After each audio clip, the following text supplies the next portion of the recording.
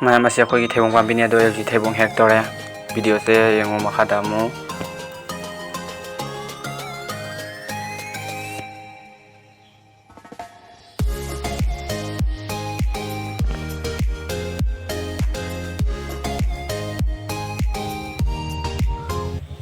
mayam aji Theibong Hekpa chali upami de kakhlaga Theibong Hek tordini ado mayam yung se kaba je kharadi nungai do mande maram aduna ai video se lawba su ke khudong sa de mayam video se soiba ke yar su mayam dum akbiu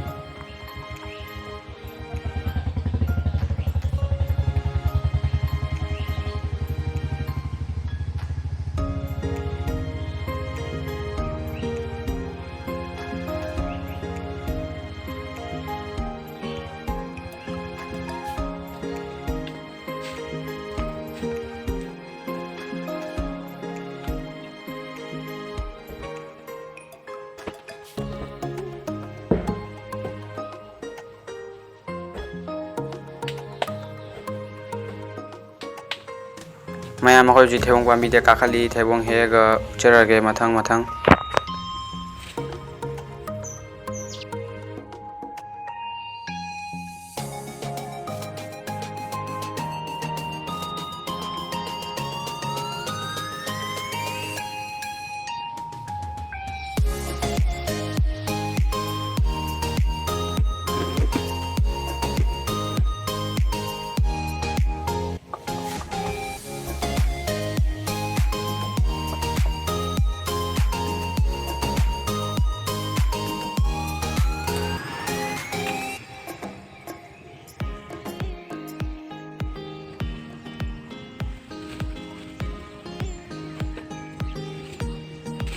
Theibong pambi de kumdare ado makhade mu hekini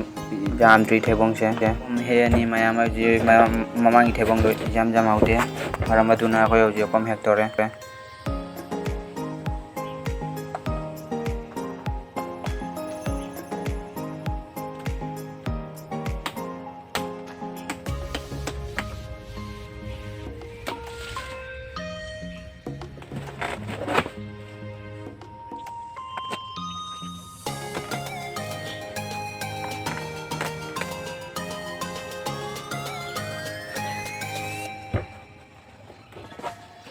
mayam Theibong se khakti jame ado ji chamani adu loraga jumda puraga amunba mani jawi adu charani mayam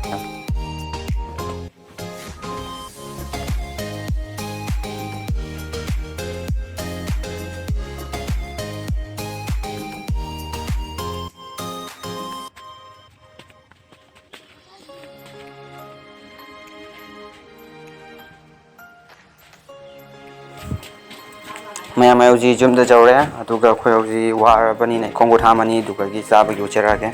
video se mayam mathang dum yengdaminau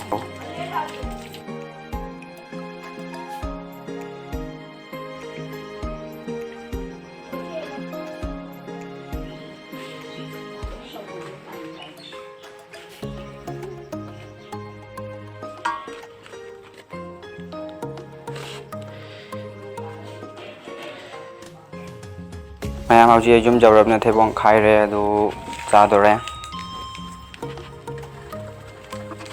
Theibong se haudu di mali mayam auji charage du laraga maru do sung sada phawdok pai ucharage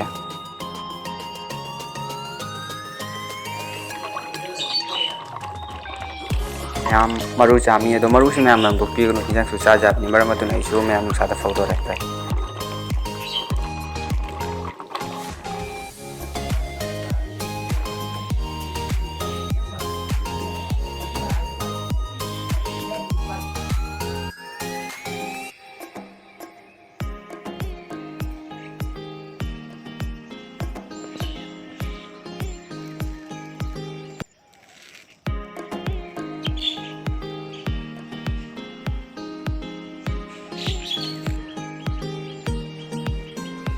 mayam ji maru nung sada phawdok hore ngale ga kang ga loksalani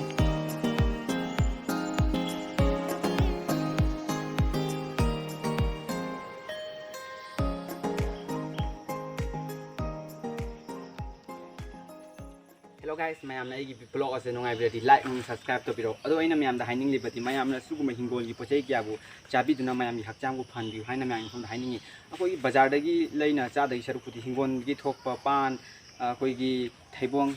suguma sauri kya bu suguma hijang api kya bu mayam na chabi duna hakcham phan bi haina mayam phom da hairi. Ado mayam ai blog se nungaibiradhi so like and subscribe to bi haina mayam phom da hana na thaga chari.